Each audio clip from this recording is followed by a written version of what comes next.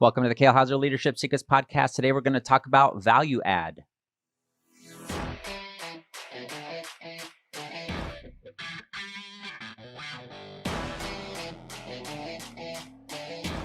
Welcome back, everybody, to the Kale Houser Leadership Secrets podcast. My name is Kale Houser. I appreciate you joining me today, CEO and co-founder of Kale Houser Leadership. Our mission is to help small business owners and leaders just like you become amazing small business owners and leaders by giving you the skill set, the tools, and the mindset changes that you need in order to create amazing teams and amazing cultures in your workplace.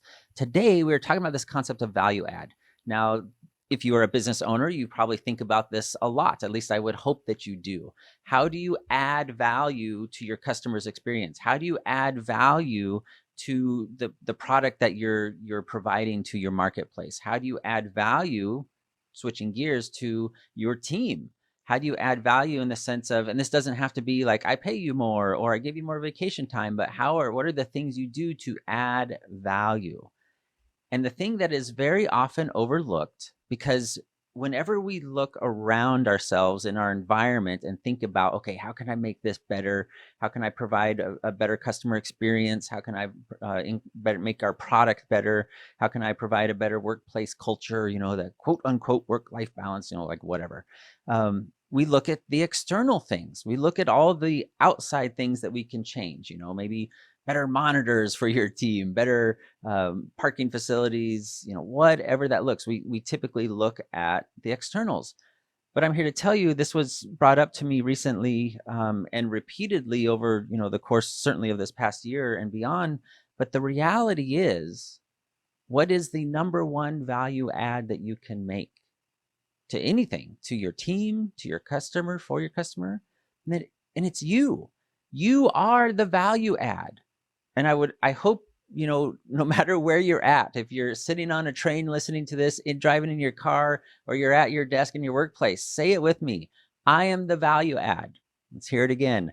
I am the value add, because you are the one that makes it work. You are the one coming up with the policies, coming up with the direction, the vision, the mission for your people, creating the culture, setting the example. You are the value add for your company.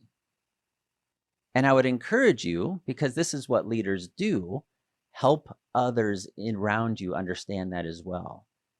I didn't hire you, as you talk to your team, you can tell them, yes, part of what got you working here is because you had experience in coding Java, and I needed a Java coder. But the reality is, Steve, I hired you, Steve. There are thousands of people that know how to code Java, but I hired you because you are the value add. Your attitude, your goals, your mission, your, certainly experience, all the things. But as you're talking to people, especially if you're building that team and you're setting that foundation of culture, this is your job. And this would be one of the major things I would encourage you to start implementing, if you do not already, is helping your people understand that they are the value add to your company. They may produce something with their hands, right? They may be a welder and they're the one actually doing the welding or doing the plumbing or doing the accounting and spreadsheets. But the reality is, it's them as a person that is the value add to your company. Now, some of you may be saying, well, I don't have any people like that on my team. I've got people that actually kind of are value subtractors, are value negatives to my company. And this is why I have this podcast, is for people just like you, to help you understand that there is a way to turn that around.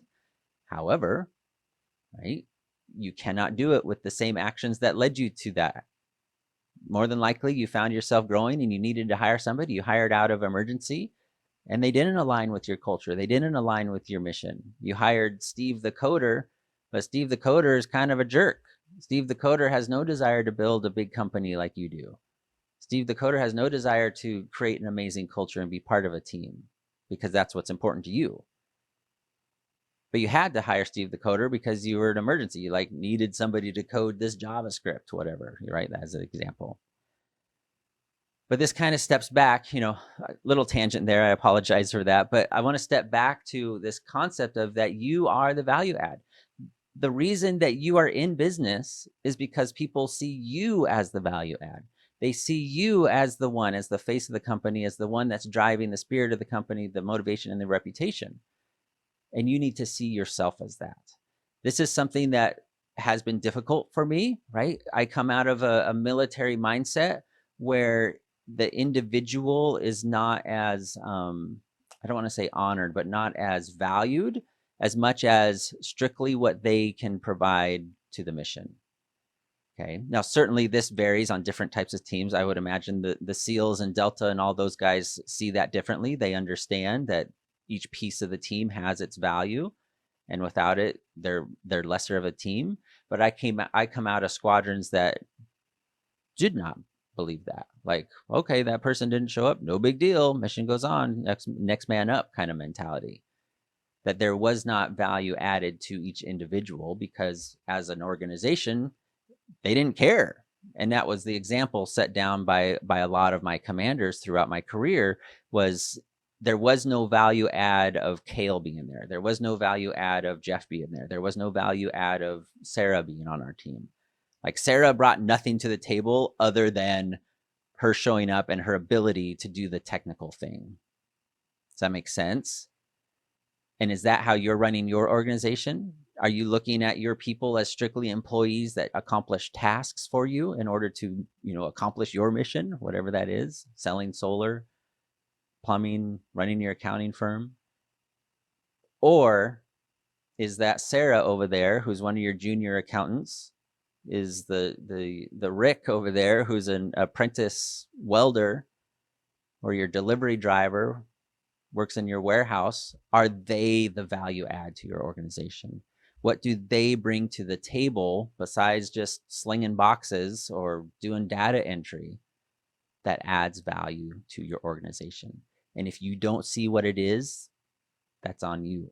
If you don't see where they are adding that value besides just the data entry or the getting the welding done or installing the air conditioner, that is a leadership problem.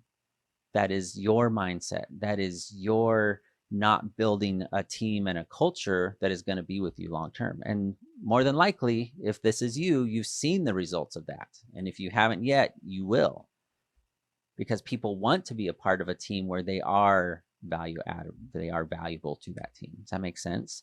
But this starts with you. I cannot convince somebody else that they are valuable on my team if I don't believe I'm valuable. Beyond the sense of I'm the boss. Of course I'm valuable. I'm important.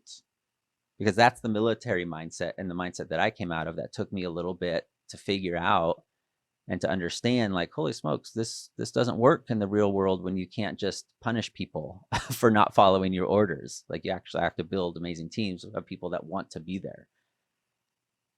So I would highly encourage you, first, start that, understand that you are the value add. Say it with me. I am the value add to my organization, to my family, to my community, to my church. I am the value add.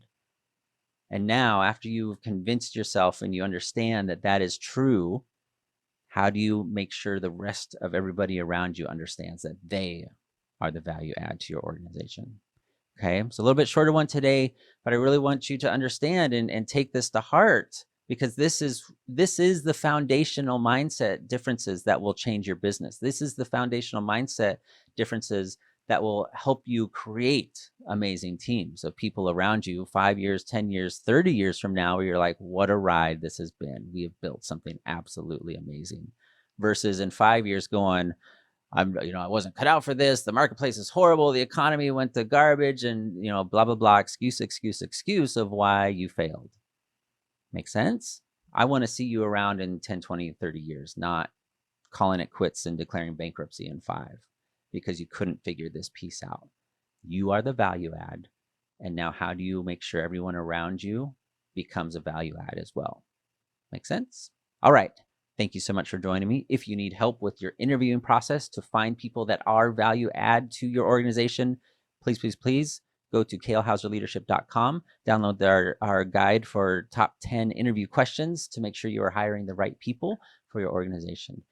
it'll be hugely beneficial for you for doing that. If you've already downloaded it and you've got some feedback for it, comments are certainly welcome. Shoot me an email at Kale Houser Leadership anytime, kalehouserleadership.com anytime, and I'd be happy to respond and have that discussion. If there's anything we can help you with, please reach out and let us know. That's what we're here for. If there's a topic on this podcast, you're like, holy smokes, I'm struggling with this. Can you do a topic on that? I would love to do so. And we could even maybe potentially have you on to talk about it. That would be pretty legit as well.